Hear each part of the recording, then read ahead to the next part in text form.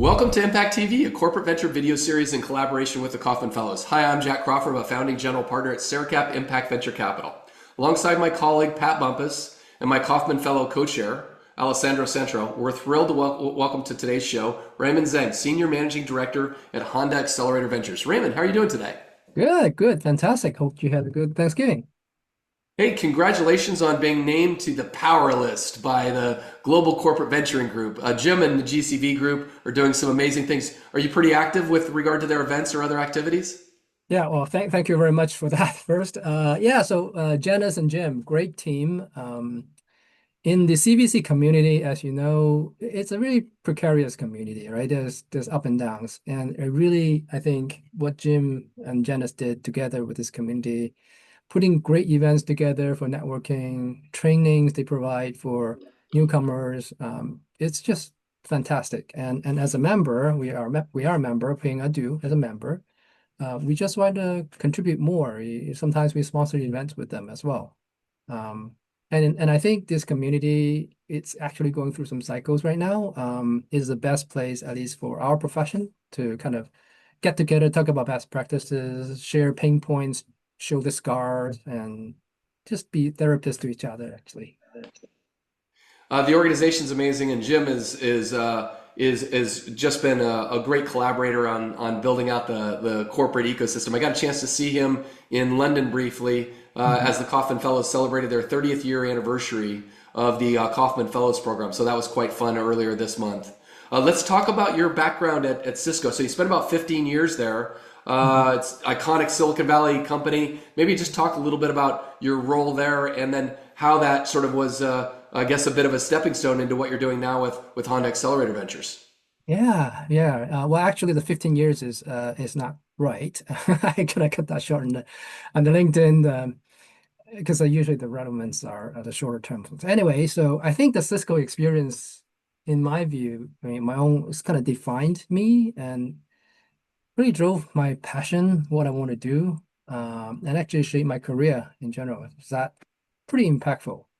I actually started as an engineer when Cisco had about 2,000 plus people very early at the time. The stock went up and up, right? What I've seen in Cisco was pure professionalism across everybody on the team. It's teamwork. It's doing the best to design, to build, to validate the software and the hardware for the networking, right? They are driven by a lot of excitements. Every couple months, the stock doubles, right? It is at the time it was, I believe, is like the best, best scale technology and capitalism coming together, right? What it did for me is actually offer me a lot of opportunities to inside of the bigger company like Cisco to kind of work on different technologies. I work on gigabit Ethernet, fiber channels, optical networking, video conferencing, security, blah, blah, blah. There are many things I came across, at least 20 plus projects, different ones. And I can always find like the next interesting and challenging things to do. That's what I like about, Cisco. And before I knew it, I was sort of knee deep into business, right? I'm using my technology analytics skill, trying to help Cisco to buy companies.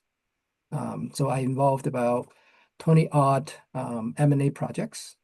And it was a crazy busy time at a time. At one point, we did about 14 M&As in 12 months.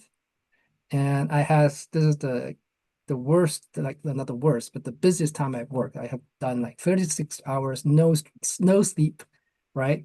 And we were driven, really. It was exciting time. And and then in the last few time periods in Cisco, I actually got also work with startup a lot. I was sort of the acting CTO for the Global Innovation Center. I work with startup to build joint solutions, and I get a taste of the innovation, the creativities out of entrepreneurs, which kind of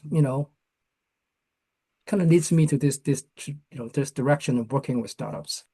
And my epiphany is that I know my value is best if I were to take advantage of my technical analytical skill, but also on the business knowledge. Compared to an engineer, which I was on a path, now I'm more of a generalist, right? Not a specialist. It's just funny, actually. I did a Toastmaster session that talked about how am I being very proud of myself being a generalist and how we can contribute. So, yeah, that's my time in Cisco. It was pretty great. Talk a little bit about how maybe that set the stage for you migrating to Honda Accelerator Ventures, and give us a little bit of an overview on what you're actually doing now. I mean, most people know Honda, the automotive company, but maybe they're a little less familiar with Honda Accelerator Ventures. Maybe describe kind of the program and how you're engaging with the venture ecosystem. Yeah, I joined about 8 years ago. Just give a little background. So when I joined, the Honda in Accelerator Venture actually started way back in, let's say 20, I think it's 2005. Honda was actually pretty innovative. They were actually the first kind of OEM to step into Silicon Valley and have a CVC unit, right? But this is part of the learning. After a couple projects later and some reorg, that things went away. So then people will say, what do we do, right? And we still have this very vibrant Silicon Valley ecosystem. So, they decided to tap into the software developer ecosystem. And this location where we started really the first kind of Apple CarPlay, Android Auto, right? So it progresses from, in the beginning investment to engaging with startups, working together with startups to bring the technology into Honda's product. And then in 2017, this is where I was joining. It is called Honda Accelerator, right? And the focus there is to introduce interesting startups, connecting with the Honda R&D team, facilitating paying for POC so that the technology can be demonstrated to the business units so that they can adopt it, right? So that's sort of a Honda Accelerator. About 3 years ago, the corporate of Honda said, well, you guys did a great job. I think we need to put the money behind where our mouth is, and they started to invest into early stage startups. So that's where it came about, Honda Accelerator Venture. Kind of from a collaboration model to more of an investment model, right? A traditional VC. I see. And then can you just talk a little bit about kind of stage, sector, geography? Sort of how do you think about, what's the optimal stage? How are you Mhm. thinking about sort of industry sectors? I know a bit of focus on mobility, obviously, safety, things like carbon neutrality. Maybe just go a little bit deeper on how you think about sectors. And then geography, I'm assuming globally, given the Japanese parent. But yeah, stage, sector, and geography would be great for you to comment on. Yeah, thank you, Jack. Thanks for actually doing the homework and probably look at some of the areas we covered. Just to recap, and I'm going to break it down a little bit. So the mobility side is really about moving people around, uh, and not just moving people around, but moving them and creating joy when doing it, and the customer having that. And that's really about the different type of transportation vehicles, car, motorcycle, on the land, and then we have motors for boats, recreational boats, right? And that's on the sea. And then we have planes, and we also VTOL projects, which transporting people in the air. And part of this mobility is also we look at different modality of transportation as well. So that's part of this investment kind of scope is looking at what are the upcoming kind of new way of transportation. When we're doing that and transporting people, we want to do it in a safe way. So one of the mission from corporate Honda is to say we want zero fatalities by 2050 on our vehicle. I mean, that's a really high goal. Think about it, right? There's a lot of things not within our control, but within our vehicle, we want to be as safe as possible. So this is actually achieved through autonomy, assisted driving, sensors, sort of intelligence, hardware, software, all these robotic related technology we are all interested in investing. And and if you look at sort of a carbon neutrality side of things, Honda was, and I think it still is, the biggest internal combustion engine maker. If you include cars, motorcycles, and everything else, and the lawnmowers, power generators, right? So it was great before, but now it's become a challenge to us. How do we make sure the world is clean and sustainable with our product?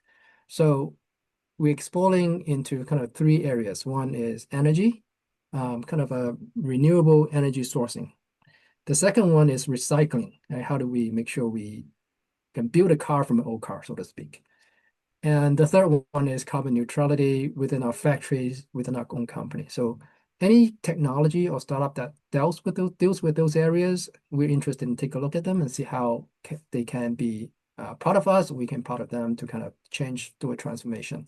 Beyond that, really the real goal of our investment is to discover and create and capture opportunities for new business and technology for both Honda and the industry. And that's really the goal. It's not so much breaking down the mobility, fatality, all that stuff, but that's why we're looking at other things such as quantum, space, advanced materials, sort of all the deep tech that relates to mobility in general, but also related to what could be Honda's new business. You mentioned earlier during our prep call, sort of internal language like Horizon 1, 2, 3, sort of how you're sort of thinking about different stages. Can you describe for the outside world, what does that mean, Horizon 1, 2, 3, and what phase of engagement are you thinking about in each of those horizons? Right. Oh, yes, thanks. I forgot one answer I want to give you is the stage of investment. So we invest into what we call early stage startups. And if you look at the bell curve, is Series A is where most of our focus are. However, with that said, we did invest in the seed and we did invest into B and C. And if there's even later stage, we consider ourselves as the gateway for corporate Honda. If they want to invest into a D, it usually come from us to say, hey, this is good for you, and the money will come out of the corporate. But so that's that.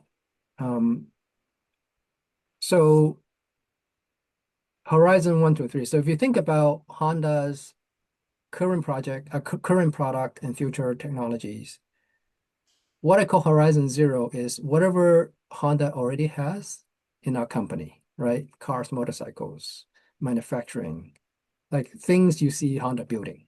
So within those horizons, Horizon 1, Honda is very good in our engineering. We pretty much knows everything that needs to be done and how to optimize things. So that's Horizon 1. So Horizon 2 is where I call it kind of emerging area. So these are adjacent area that today is not on Honda's business, but maybe in the future it could be, right? One example of such could be battery recycling, right? If we right now building batteries, putting the cars, that's Horizon 1. But the recycling part of it, we don't actually have that business. But if we have a lot of batteries, perhaps we could turn that into a business, right? So that's kind of Horizon 2. Horizon 3 is what I call moonshots. These are things, maybe 10 years out, 15 years out. One of such could be nuclear fusion, right? So that's sort of what we see. So if we engage in Horizon 1 with the startups, most of the chances are we need to have the BU buy-in, right? Because they are the expert and they has to be the customer. So it has to go through sort of validation with the business unit. Horizon 2 may or may not be. Horizon 3 usually not. Yeah, that's super helpful. We've invested in, I guess it would be in your Horizon 1 or 2 mostly, in the AI chip space or AI infrastructure space. And doing some homework on your background, I saw you recently joined as board observer at Silk, a 4D imaging company in the chip space. I thought maybe you just describe sort of just a high level. What's that company, and maybe tell us a little bit about that company and your enthusiasm for that particular industry space. Yeah, so it's a great company. I don't know how many people heard of LiDAR. I'm sure everybody now knows what the LiDAR is. Basically, a LiDAR is a sensor, um, not a visual sensor, but it's based on different technology. You can sense not just the objects, but also the distance and in some cases as the speed. So Silk, the company, is one of the best, I would say, so far, one of the best LiDAR sensor that uses the latest and greatest what they call FMCW technology, which gave them almost like the radar. They can actually tell the speed of objects coming your way or leaving you, right? And I do believe Silk has the highest accuracy and resolution in the LiDAR space. So it's very accurate. on top of it, they are doing silicon photonics, which means that their technology can be massively produced.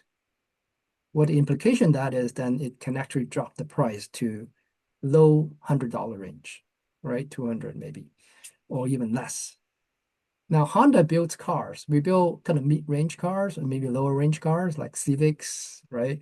CRVs, those are 30,000 around there. We cannot afford to put very expensive LiDAR in our cars. So that's why we work with this company, trying to co-develop something that can be, lower cost, high performance. So that's Honda's sort of, kind of selfish goal, right? Working with this company. But the company itself actually has other business as well, other applications. One of them is robotic vision, for automation. This in the case, for example, they can put it on a conveyor belt, on top of conveyor belt. They can measure the dimension of packages going through a conveyor belt, right? And then kind of educate down the line how the robot hands can handle things. They can tell the material of the package, right? So that's for industrial application, that's pretty powerful. And then the last one they do was on the sort of dual use side, the defense side, because the fact that they have such a great technology, and this is I never heard about this, but this is the first time I heard about it, is they can detect a drone for 2 kilometers, 5 kilometers, even 10 kilometers away, right? Think about that implication for security and surveillance. So yeah, I'm excited about the company. And just if you want to know, they're raising Series B. So Oh, okay. Okay, that's interesting. So I love learning stuff like frequency modulated continuous wave. Okay, so now this is about distance, right? Distance control and measurement. So I'll have to do a little bit of research and come back to you with some follow-up questions. It sounds like very interesting technology and an interesting company. So congratulations on the board observer role, and we'll look into the Series B. Let's talk a little bit about how corporates are adding value beyond capital. We've had some experience in corporates providing market insight into new opportunities for startups, being an early customer, beta customer, collaborating on a prototype, being a partner, certainly being an investor. Corporate venture now represents, I think, somewhere between 40 and 45% of all venture backing comes from corporates. And then they always represent, sort of an acquirer, hence, some of your background at Cisco and acquiring companies. As you sort of think about Honda Accelerator Ventures, working with founders, is there a particular area where you find yourself adding more value or well positioned to add value? yeah, definitely. I think one thing that I think it's different, I would say our differentiation for as a Honda Accelerator Venture is that I think you kind of coined this term the multi-touch point, right? Um, so if you look at our name, Accelerator Venture, there's two pieces. One is accelerator piece, the other one is venture piece. The accelerator piece is really about engaging without the funding, engaging with startups, introduction of startups with the proper R&D team. There are many in Honda. Our role is to find the right one, knowing what their requirements are, and then find the startup and bridge them together. So we actually knows what different business unit wants. And that is a value add, I think, to kind of, for the startup that we engage with is not just the customer, but also kind of proving from a startup perspective, proving their product market fits, right? And even improve that product market fit. So that's why I think the accelerated piece it has offered tremendous value to the startups. And that's, I would say, at least half as much as we do like our mission. Um, The second piece, of course, is investment. Is we also put money in different early stage. Now, if you think about from a startup perspective, what would be the outcome, right? There are many paths, right? It could be just if sometimes they're happy to Honda a big customer for them, right? Pays their bills and part of the bills at least. Sometimes it could be developed into kind of joint development, joint research, and maybe co-sharing IPs if Honda contribute part of our expertise into it. So maybe we go to market together, right? Um, M&A is one method, but our we are actually not necessarily kind of fixated on M&A being the ultimate goal. Really, the question to ask is what would be the best long-term relationship and partnership between Honda and a startup that actually can create the maximum values for both ends. It could be M&A, but sometimes it could be IPO, right? If we can help to get the funding from the public market, continue to help and drive at a certain stage of the startups that continue to churn out innovations after one after the other, and Honda be a partner with it, the industry will continue to enjoy the benefit of the innovation. So that's really what our thoughts are about. Like, what is the best outcome? It's pretty flexible and it's really in for kind of win-win situation. I think your flexibility and your view on sort of building a long-term relationship with the founder puts you in a great position to add a lot of value beyond capital. Because I could absolutely see Honda being a valuable customer, you funding joint venture opportunities to bring something new to market. Clearly, you could add value as a corporate investor, and then always maybe with some visibility to does it make sense to acquire this and bring it in house.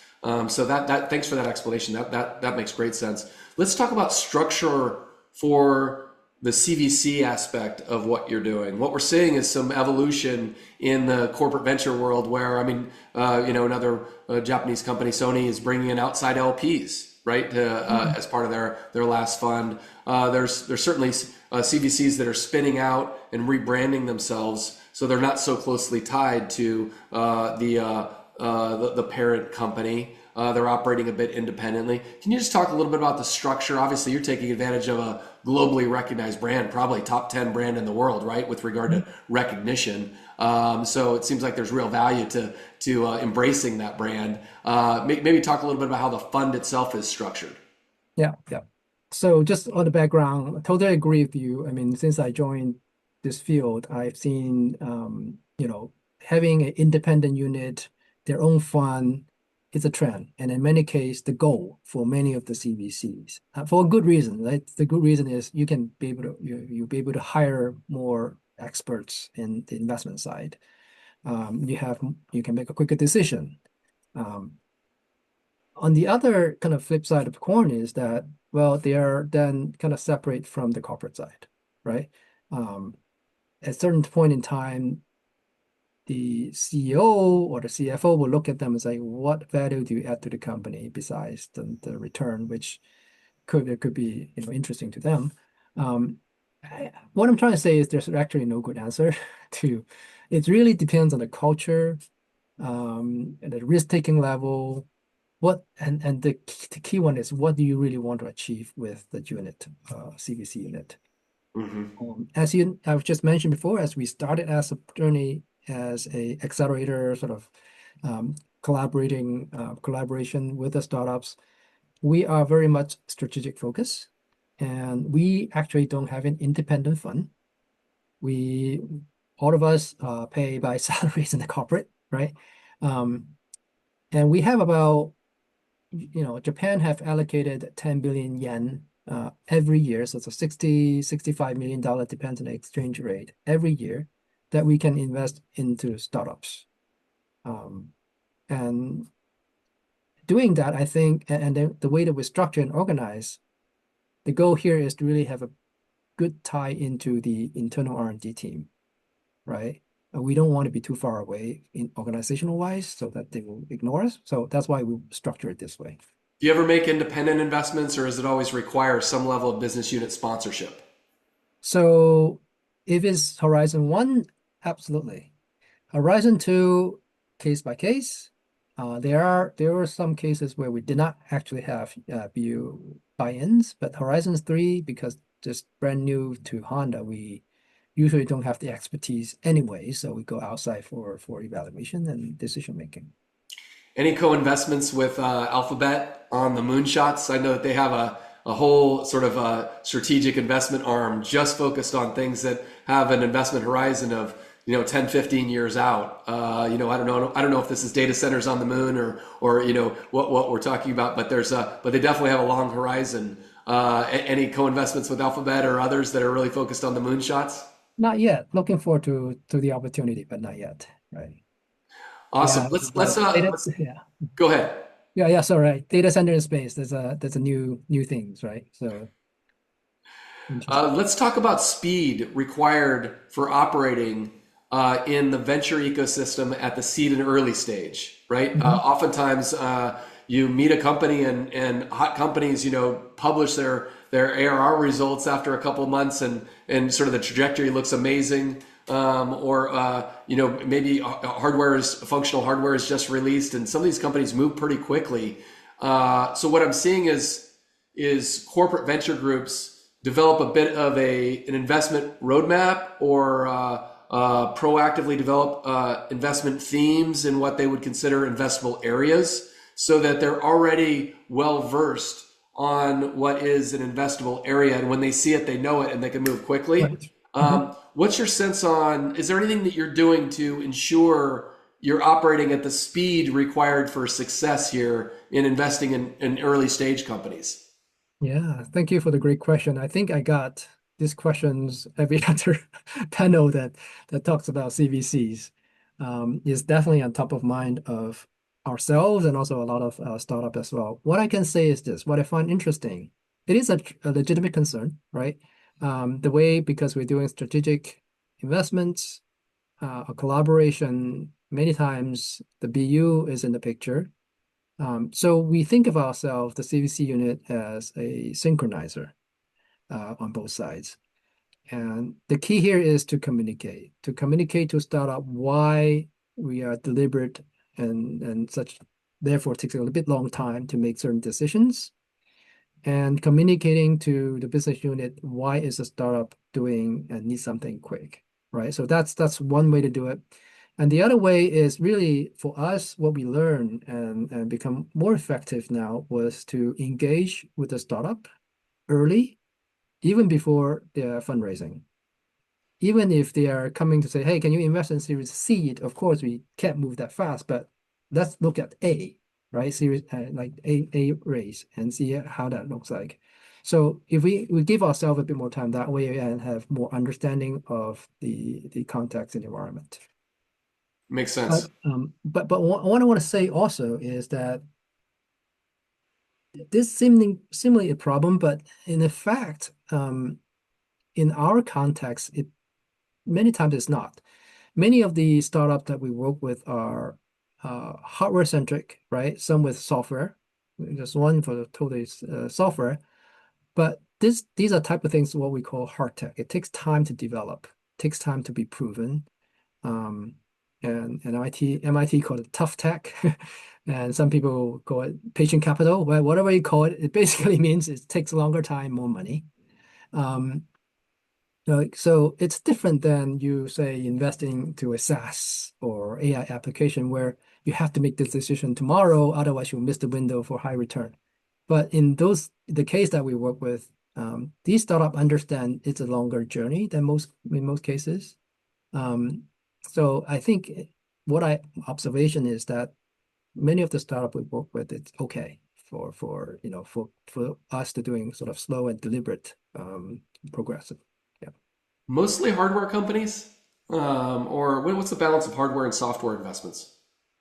Well, hardware is a loose term. So if you think about our portfolio, I would say many, mo actually most are not software, I should put it right. Sometimes it could be kind of chemical related, like, a power plant or a battery recycling. Uh, we have invested a couple of software before. One is Helm.ai, which is autonomous driving, pure software. The other one, which we eventually worked together, invested, and we acquired, is called DriveMo, which was a bit like Android Auto before Android Auto's time, right? So yes, there are a mix of software and hardware.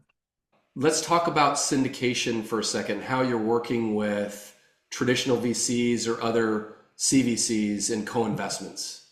Yeah. It'd be curious. And then maybe in addition to sort of syndicating rounds? Maybe you could also mention, are you looking at actually making LP commitments into VC funds? Sort of what does the collaboration look like between you and VC firms, traditional VC firms and traditional CVCs? Yeah, yeah. Traditional VC firms are really an important part of our ecosystem, and I would say constituents, right? We, as expected, we work with them very much on working deal flows, for the ones especially specializing in some of the areas that we are focusing on. And we also talk very frequently and talk about different trends. We look at co-investment opportunities. Sometimes we look for help on the portfolio companies on both sides. Yeah, so typical collaboration. We don't typically lead around. If we and when we do, we will definitely tapping into all the financial VCs, and we do invest in funds. And historically, we invested in funds where we, for lack of a better word, dipping our toe into something. Right? Geographically, for instance, when we started back in 2017 as Xcelerator, we actually invested into funds in Europe, in Israel, and even at the time, China, and also North America. So it's a way to kind of get our, get our foot, get our feet wet and understanding what are we dealing with, who are the players, and to get our educational purposes at least.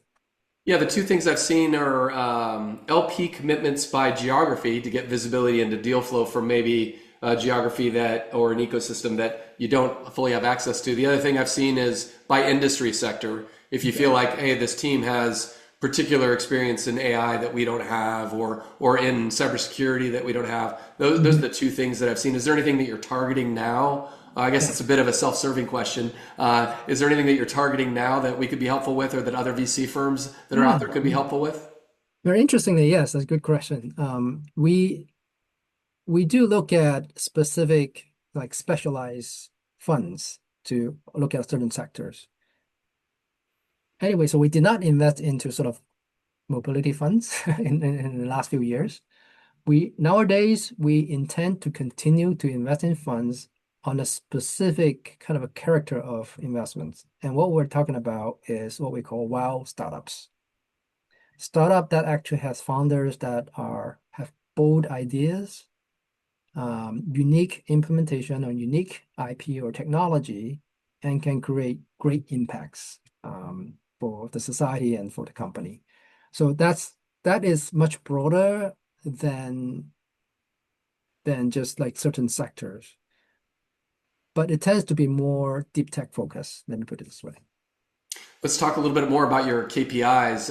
In addition to sort of impact, I'm assuming investment returns, strategic value. How do you balance sort of the clear mission-driven corporate organization that is always looking at impact? I mean, mobility to create joy is a pretty mission-driven statement at the parent company level. How do you balance sort of investment returns, strategic value back to the parent corporation, and positive impact on the world? How do you think about those things?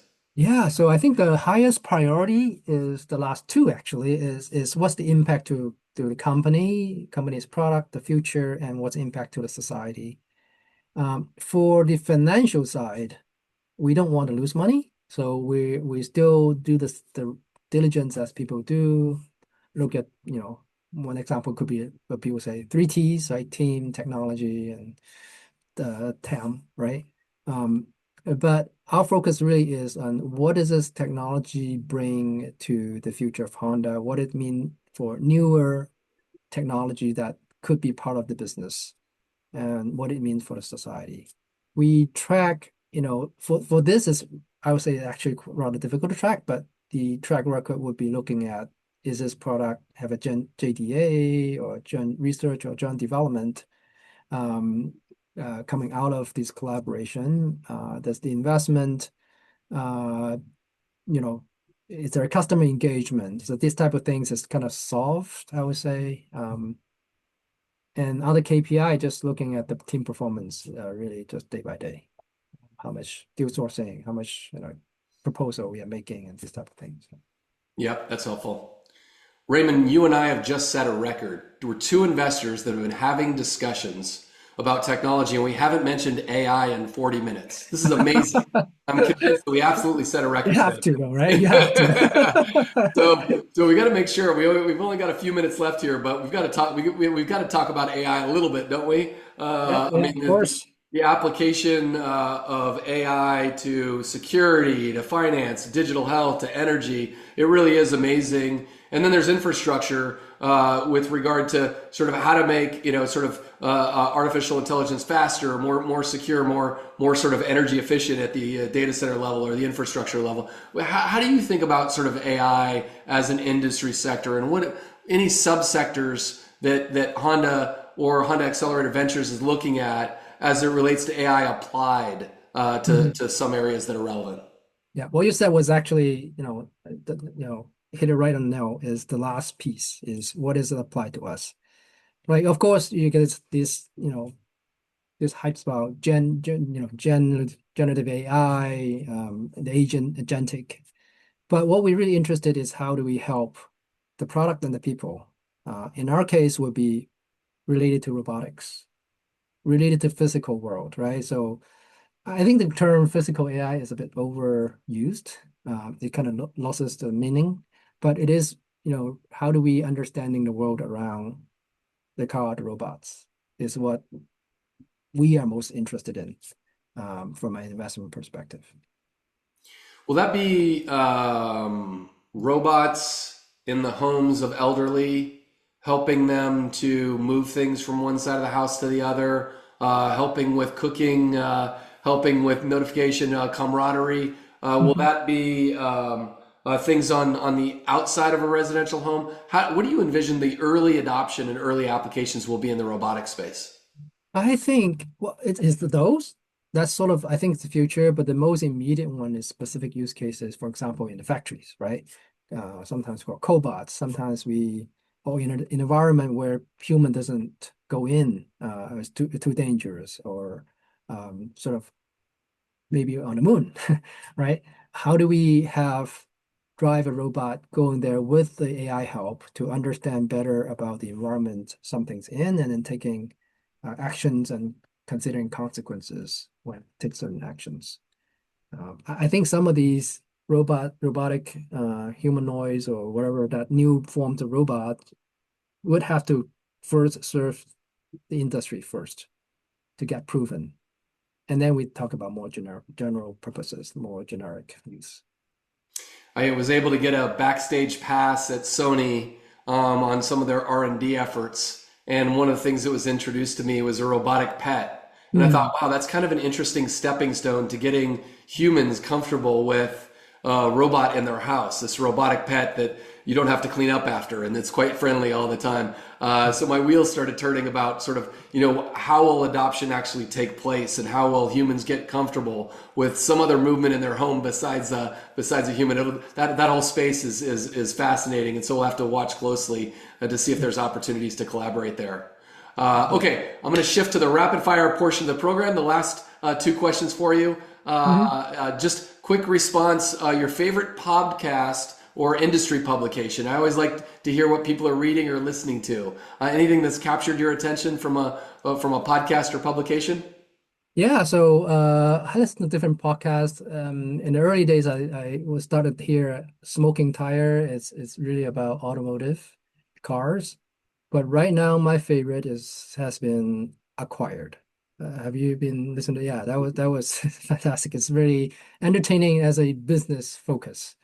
Um, yeah. So and thanks for cluing in the all in. I need to remember to go back to that again. Last question for you. As part of my Kaufman Fellows experience, my thought leadership project was on strategic planning for life, and how you basically take business practices and apply them to your personal life to help live your best life. Actually, at the 30th anniversary party in London, I distributed a book that I wrote on strategic planning for life for entrepreneurs. So as Oh, they're building their companies, they could also build their lives with maybe a similar tool set. But I mentioned that as a preface to I started to look into how people start their days, how they kickstart each day, because sometimes that can lead to optimal performance, superhuman performance. Is there anything special you do in the morning to sort of, Yeah, up so your it's, game? it's the same, almost the same every day. So my cat actually is my son's cat, is the alarm clock for me. So she woke me up every morning, and I started my morning feeding her. I don't know if you know about this, but cats always feed themselves if they have to, but they love being fed, hand fed, right? So I do that every morning, and after I feed the cat, I cook breakfast, I feed the humans. Um, and then after that, I go off, have breakfast, and then run on the treadmill. Um, and then after that, shower and off to start my new day. Okay, so I'm gonna make a bold forecast that sometime in the next 5 years you're gonna have a robotic cat and an actual cat in your home, and we're gonna see who gets the most attention and who gets hand fed. I think still the life get it. Oh, thanks for sharing that. On behalf of Seracap Impact Venture Capital and the Kaufman Fellows, thanks to Raymond Zheng for spending a little bit of time with us. Thanks, Raymond. Thank you very much for the conversation. My pleasure.